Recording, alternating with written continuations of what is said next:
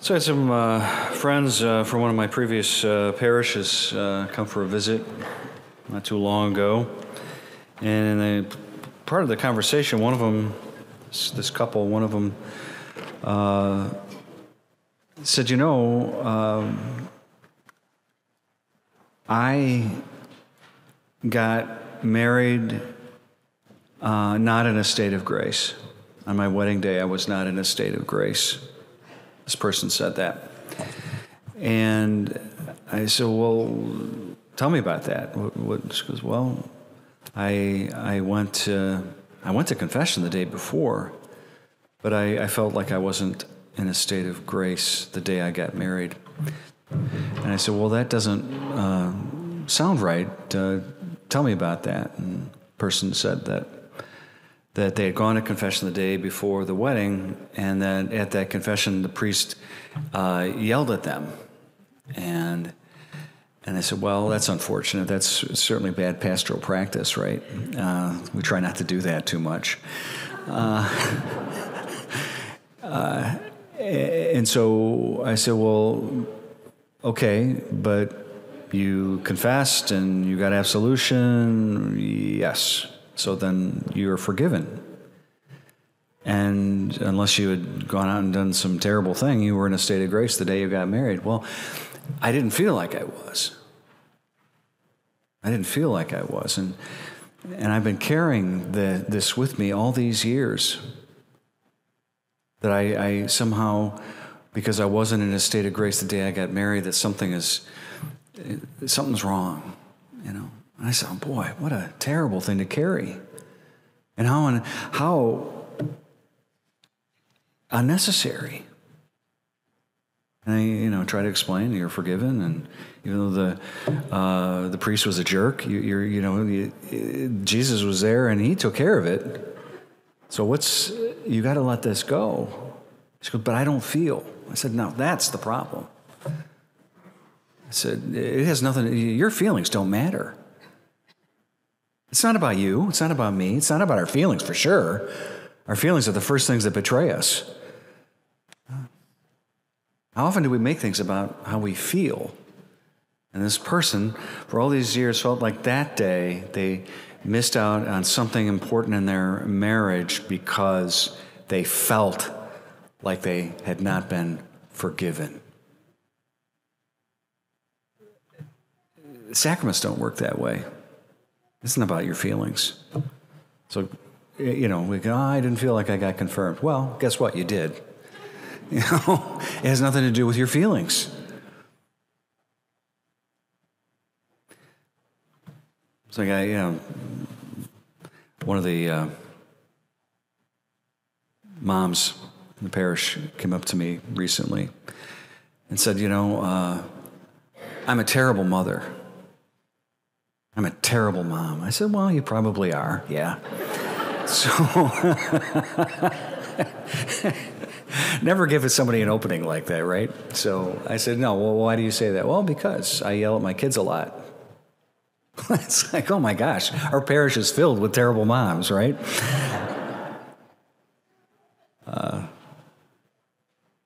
I got yelled at every single day of my childhood, and I said, no, stop that. Do your kids know that you love them? Well, yeah. I said, okay, you're doing a good job. Yelling is sometimes even a form of love, right? So you love your kids a lot, and they know it, so you're doing a good job. But I feel, stop it. It's not about your feelings. That's not how it works. This is very important, what Jesus is trying to teach us today. He's telling us to get over ourselves. It's not about you. It's about the Lord and our lives and what he's trying to do. So, two problems. And we're all guilty of probably both. First problem is like this person who all these years felt as though there was a defect in the marriage because they didn't feel as though they had been forgiven. And because of that, this person spent a lot of time and many a year defining themselves in that marriage by a failure, even a sin. Let me ask you this. Does Jesus know you by your sins? Everybody should be nodding no. Jesus, when he looks at you, doesn't see your sin, ever. He doesn't define you by that at all. He looks at you and he sees himself. As the prophet says, that God might see and love in us what he sees and loves in his son, Jesus. Now, does he see that sometimes we're not quite up to snuff? Yeah. But that just is, like, I love you and I want the best for you. Jesus looks at us and what does he see? He sees love. He loves you. He doesn't see your sin. So stop it. Knock it off. That's that. You know what that is? When we think, oh, if people really knew who I was and what I've done, they wouldn't love me. They'd walk away. They'd make fun of me. They'd gossip. Stop it. That's not how it works in the spiritual life. That is pride. When you think that, that's spiritual pride. That somehow you are so different than everybody else that your sins are so big that even God cannot forgive them. Or won't. That's ridiculous. And it's sinful and it's pride. All right, so stop it. That valley of our spiritual misery, as Baruch says, you have put on the garment of misery. Take it off. Let the Lord fill in that, oh, woe is me valley, and raise it up. Let him do it. All right, now, the other one that we're guilty of is that mountain of pride where we think, you know what, I've got it all going on. I'm great. I don't need any help. I got my money, I got my family, I got my clothes, my job, whatever it is that we think protects us from having to live in the real world. Huh? We do that. Jesus, I love you and you're awesome, but I don't need you right now. I'll call you if I need anything. That kind of thing. That's the mountain of our pride. So, bring it down. Let the Lord bring it down. And our little pity party, raise it up. Our little Mount Pride, bring it down. A level, straight path into the arms of Jesus, who is love. See, God gave us the only thing we need, which is the best thing he could have given us, which is Jesus. And he did that because he loves you. And for our part, see, don't think for a second, just because I'm saying stop it, I'm letting you off the hook because of your sins, because St. Charles has got lots of sinners, all right?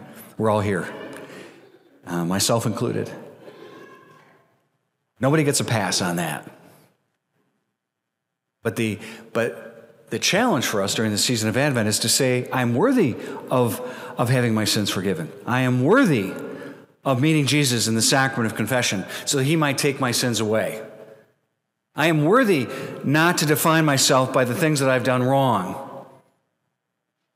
I am worthy that Jesus might take all those things away from me and give me back his love so that I can live in the freedom of the children of God. I am worthy of that. But I have to do it. I have to go to confession. There shouldn't be a person here who comes to celebrate the baby Jesus on Christmas Day who hasn't gone to see Jesus in the confessional first.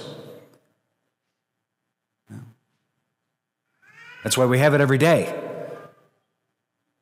It's a gift to have Jesus come to you and love you and take your sins away, and in place of those sins to place his life in its fullness.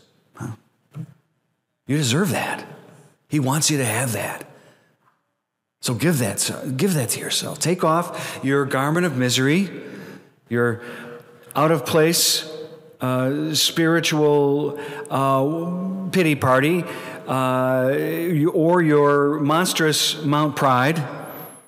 Take off that garment of misery and put on your garment of baptism, the garment of joy that leads you on that straight path right into the arms of Jesus. All right. Imagine walking around thinking all the time that you got to hide something because you think your sins are so big that even Jesus wouldn't love you or forgive you. Stop it. Stop it. Imagine being so prideful that you think that you don't need Jesus because you've got it all going on and it's all about you. Guess what? It's not about you and it's not about your feelings. So stop it. So that we might hear those same words of Paul, that I am confident of this, that the one who began the good work in you will bring it to a happy and joyful completion.